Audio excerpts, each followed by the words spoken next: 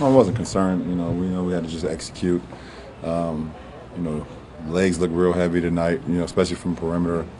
A lot of great looks just didn't go down, and they was able to get a rhythm and cut the lead down. But we're a resilient team. We've been in a lot of positions like that before, and we just had to figure out a way to get a timely stop and get a timely bucket. And Jr. definitely was able to do that, especially on the offensive end. Jr. said at halftime, you guys told him to shoot. Don't hesitate. Just do what he does. Yeah, absolutely. We've been doing a little bit overpassing. And we're a very unselfish team, but when guys have looks, we got to take them. Especially with Jr. Dunn's Dunn's in the game. Those guys are knockdown shooters, and we want those guys to shoot the ball every time they touch the ball. So, Jr. definitely got that and was able to knock a few down in the fourth quarter when we needed it most. Could you imagine this whole construct that you have if you didn't have Jr.? I don't need to imagine. He's here. He's obviously hit some big shots for you. A couple of years ago, playoffs against Chicago, last year, Golden State, tonight. In those clutch moments, how often do you specifically look for Jr.? Well, if you're on the floor, we have confidence in you to make a shot. So it wasn't just Jr. It was Kyrie, myself, Kev, Duns at one point, RJ. So wherever the ball finds, we were confident, in the guys that's on the floor. So, the ball just happened to find Jr. RJ did a great job of setting a flare screen on one of those shots to get him one open.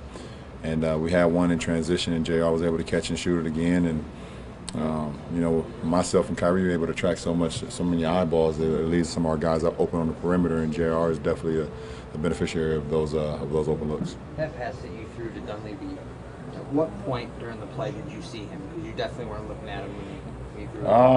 No, I just trusted my instincts. I knew the set that we called, and trusted my ability to make that pass. And I was happy I was able to make it on time, on target. But it started with the set, it started with the timing, and then it finished with double T setting a great rip screen for Dunson in that short corner, and I was able to get it to him. But it's a pretty unique pass. There's probably only one guy in the world that can make that pass. I wonder who that is. Me too. Trying to figure it out. You passed up Brad Daugherty for the franchise record for defensive rebounds. You get so many milestones, you kind of lose track, but just what does it mean to you to be in the same conversation with Daugherty in that category? Well, when you talk about Cavaliers history, Brad's name come up a lot, and for me, to be a part of this history for 10 years now, of my career, it's pretty special. So I'm just blessed that I'm able to put my name in history, especially with this franchise. So, when I'm done playing, I can always look back on and see what I was able to accomplish. What do you think of the atmosphere where, they're showing the updates of the Indians games? The crowds are into that. It's fantastic. The Indians are playing some good ball right now. They're looking very good right now in this Game 4. Our fans are very excited about the potential of them being able to bring it home, but they still got a lot of work to do. Are you taking some peeks at the scoreboard to see I'm always looking at the scoreboard. Whatever's going on up there, I see it all. I think one of the last plays of the half was one of your dunks. Mm-hmm. And so you're walking off the court and, the crowd's going crazy. They're showing something on the board. And I Did you turned turn around to see if it was your dunk or if it was turned out a home run? No, I knew it wasn't a dunk. I knew it was I knew it was one of the plays from the Indians, and our fans definitely showed their appreciation. LeBron, you guys started the season 3-0. I know it's very early. Compared to last season, you guys feel more comfortable playing each other together? Yeah, absolutely. We're a team that's been together for a couple of years. And we still have some learning curves, but we've experienced a lot as a young group together in our third year. So, it's great for us to start off like this. We're 3-0, and you want to go out and try to win every game. And we've played some good ball up until this point. We had a tough test last night in Toronto. This is a tough back-to-back, getting in late and having a quick turnaround like this, and us to come home and win this game, it was big for us. Can you quantify how much having that continuity at the beginning of this All right, so really means to you guys? It means a lot. Listen, we're a ball club that want to get better. We want to stack up wins, but our whole thing is how we can prepare ourselves every night and go out and just be successful. And You know, we have a whiles to go, a ways to go before we can be a real championship team. But we have the pedigree. We have the pedigree, and we want to continue to improve every single day. So if we do that, we give ourselves a good chance.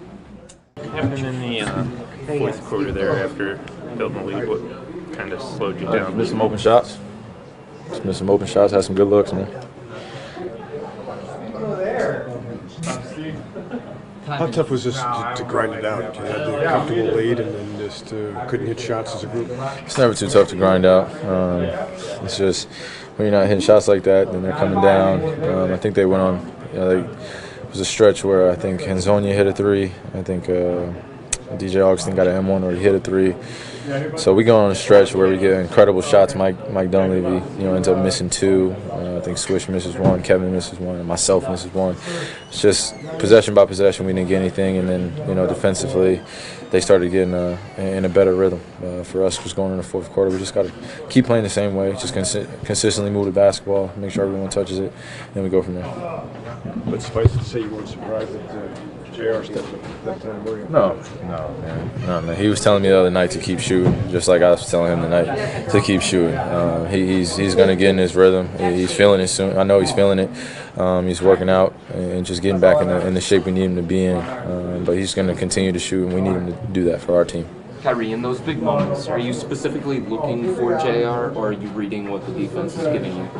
Man, we just play off one another. Man, those moments can.